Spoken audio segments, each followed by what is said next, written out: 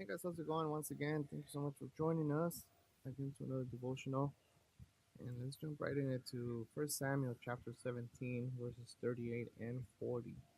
And this is a very, very well known piece of scripture. Um, so we'll read it 38 and 40. So, and Saul armed David with his armor, and he put a helmet of brass upon his head. Also, he armed him with a coat of mail.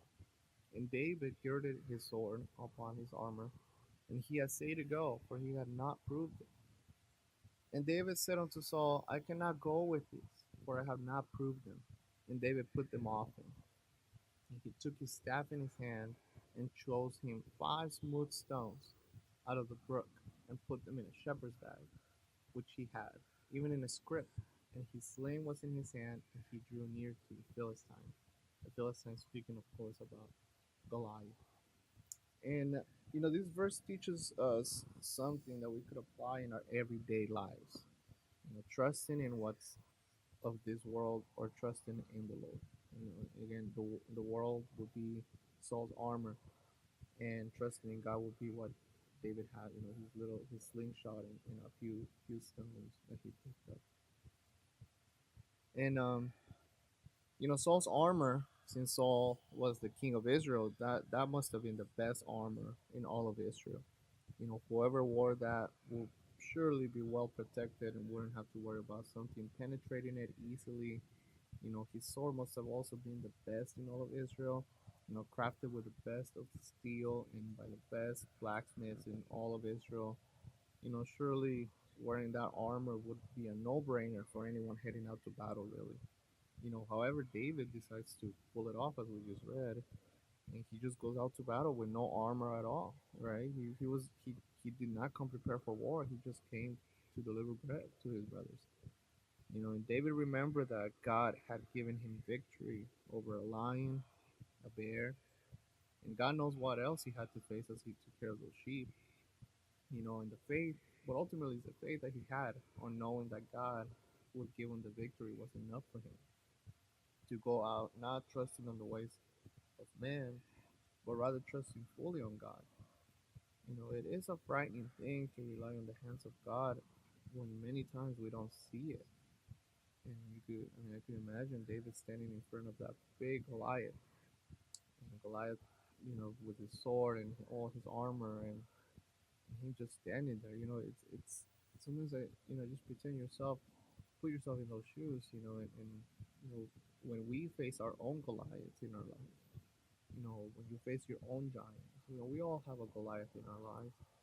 For some of us, it may be fear of something. For some of us, it may be maybe a struggle that we may have within ourselves, maybe any kind of sin that we may be struggling with.